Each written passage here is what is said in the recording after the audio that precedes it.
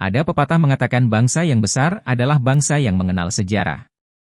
Jangan sekali-kali melupakan sejarah. 1000 orang tua bisa bermimpi, 1 orang pemuda bisa mengubah dunia. Begitu juga di sepak bola, klub yang besar adalah klub yang mengenal sejarahnya.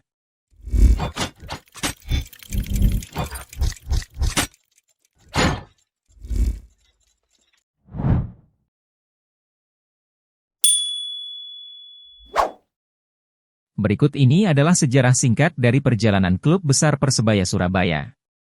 Tonton sampai selesai agar Anda semakin cinta dengan Persebaya.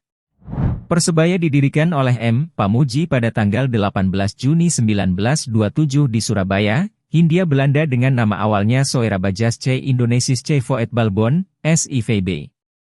Pamuji yang juga merupakan residen Surabaya itu mendirikan SIVB adalah bertujuan untuk menampung para pemain-pemain sepak bola penduduk pribumi demi menyaingi dominasi klub sepak bola Soerabajas C. Voetbalbond, SVB, yang telah berdiri sejak tahun 1901 yang pemilik dan para pemain-pemainnya merupakan orang-orang Belanda yang tinggal di Surabaya pada waktu itu.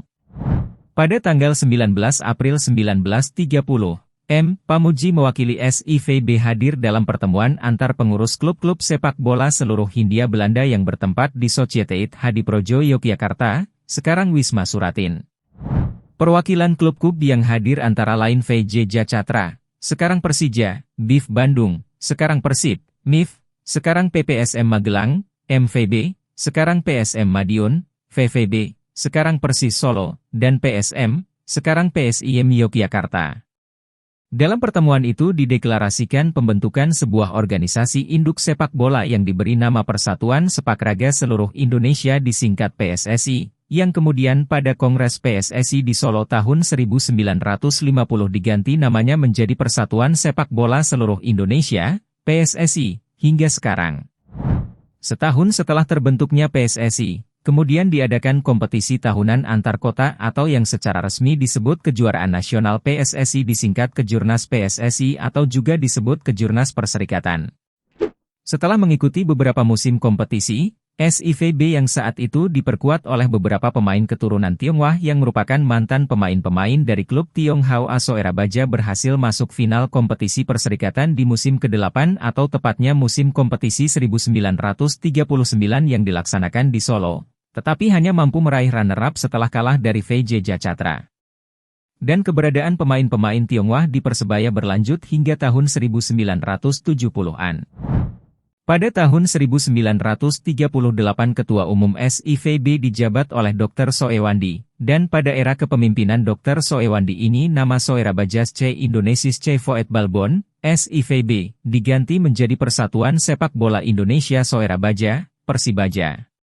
Dan pada tahun 1959, nama Persibaja sekali lagi diubah menjadi Persatuan Sepak Bola Surabaya, Persebaya, dan digunakan hingga sekarang.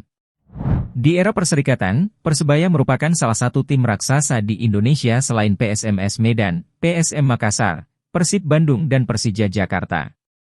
Persebaya berhasil menjadi juara perserikatan pada musim 1951, 1952, 1978, 1988 dan 5 kali menduduki peringkat kedua pada kompetisi musim 1965, 1971, 1973, 1987, dan 1990. Pada tahun 1994, dua kompetisi sepak bola di Indonesia yaitu Perserikatan dan Galatama dilebur menjadi satu. Kompetisi hasil gabungan Perserikatan dan Galatama ini diberi nama Divisi Utama Liga Indonesia dengan pembagian dua wilayah yakni Barat dan Timur. Di musim pertama Divisi Utama pada tahun 1994, Persebaya yang tergabung di dalam wilayah Timur hanya mampu finish di urutan ke-9 klasemen. Pada musim kompetisi 2002, Persebaya terdegradasi ke Divisi 1 setelah hanya mampu finish di urutan ke-11 klasemen wilayah Timur. Tetapi Persebaya hanya perlu waktu satu musim kompetisi untuk promosi dan kembali ke Divisi Utama setelah berhasil menjadi juara Divisi 1 musim 2003. Setelah kembali ke kompetisi Divisi Utama, Persebaya berhasil menjadi juara setelah meraih poin tertinggi klasemen akhir pada kompetisi musim 2004 yang menggunakan sistem satu wilayah. Dalam perjalanan sejarahnya, Persebaya beberapa kali mengalami kejadian kontroversial. Saat menjuarai kompetisi Perserikatan musim 1988, Persebaya pernah memainkan pertandingan yang terkenal dengan istilah sepak bola gajah karena mengalah kepada Persipura Jayapura 0-12 untuk menyingkirkan saingan mereka PSIS Semarang yang pada kompetisi musim 1987 mengalahkan Persebaya di pertandingan final. Taktik ini setidaknya membawa hasil dan Persebaya berhasil menjadi juara Perserikatan musim 1988 dengan mengalahkan Persija 3-2 di pertandingan final. Pada Liga Indonesia musim 2002, Persebaya melakukan aksi mogok tanding saat menghadapi PKT Bontang dan diskors pengurangan nilai. Kejadian tersebut menjadi salah satu penyebab terdegradasinya Persebaya ke Divisi 1. 3 tahun kemudian atau pada Liga Indonesia musim 2005, Persebaya menggemparkan publik sepak bola nasional saat mengundurkan diri pada babak 8 besar sehingga memupuskan harapan PSIS Semarang dan PSM Makassar untuk lolos ke final. Atas kejadian tersebut Persebaya diskors 16 bulan tidak boleh mengikuti kompetisi Liga Indonesia. Namun, skorsing diubah direvisi menjadi hukuman degradasi ke Divisi 1 Liga Indonesia. Pada musim 2009-2010 merupakan awal mula dualisme Persebaya Surabaya. Persebaya Surabaya, PT Persebaya Indonesia, mengalami degradasi ke divisi utama akibat dipaksa melakukan pertandingan ulang sebanyak 3 kali melawan Persik Kediri dengan tempat yang berbeda yaitu di Kediri, Yogyakarta, 18, dan Palembang, 19. Pada pertandingan ulang ketiga pihak Persebaya menolak melakukan pertandingan ulang. Pihak manajemen tidak terima dan tidak mau ikut kompetisi divisi utama kemudian mengikuti Liga Independen, Liga Primer Indonesia, dari sebelumnya bernama Persebaya Surabaya. PT Persebaya Indonesia, diubah menjadi Persebaya 1927, PT Persebaya Indonesia. Memanfaatkan slot Persebaya di divisi utama musim selanjutnya, Wisnuwardana mengambil alih Persikubar Kutai Barat dan mendaftarkannya sebagai Persebaya untuk mengikuti kompetisi divisi utama. Walaupun menyandang nama resmi Persebaya, tim bentukan Wisnuwardana tersebut tidak terlalu mendapat tempat di hati bonek, supporter Persebaya. Mereka lebih setia untuk mendukung Persebaya asli, yang terpaksa mengganti nama mereka menjadi Persebaya 1927 akibat dualisme kompetisi. Dan Liga Primer Indonesia tidak diakui sebagai kompetisi resmi PSSI. Kemudian pada musim 2015 sayangnya Liga diberhentikan setelah tidak diakui oleh pemerintah dan kemudian Indonesia disanksi oleh FIFA. Pada musim 2015, Persebaya 1927, PT Persebaya Indonesia, memenangkan gugatan hak paten nama dan logo Persebaya, sehingga secara otomatis legalitas Persebaya Surabaya adalah di bawah PT Persebaya Indonesia. Hal ini mengakibatkan Persebaya Surabaya versi Wisnuwardana harus mengubah nama menjadi Bonek FC setahun kemudian, Bonek FC kembali mengubah nama menjadi Surabaya United atas desakan Bonek yang tidak mau namanya dipakai untuk klub yang tidak merepresentasikan mereka. Bonek tetap setia mendukung Persebaya 1927.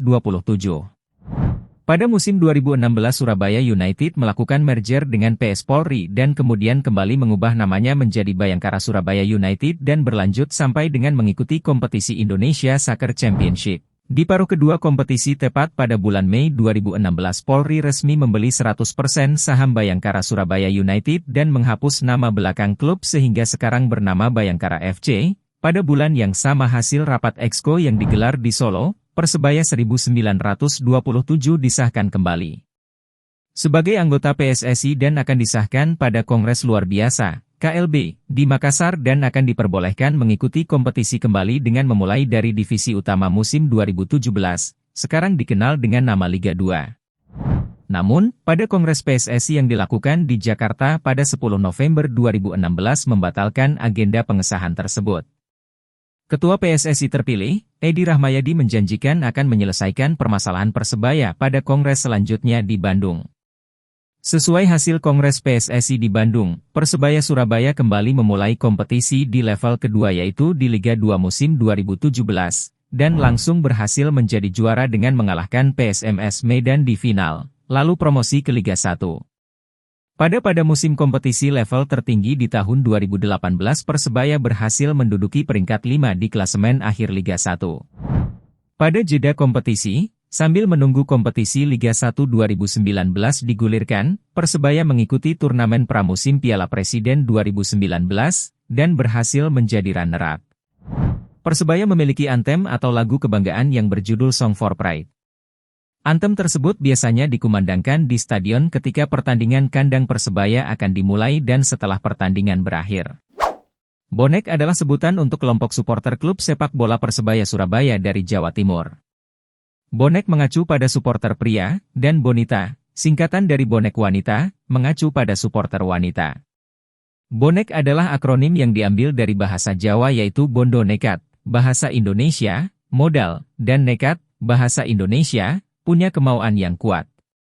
Jadi secara harfiah bonek mempunyai arti, bermodalkan tekad atau kemauan yang kuat.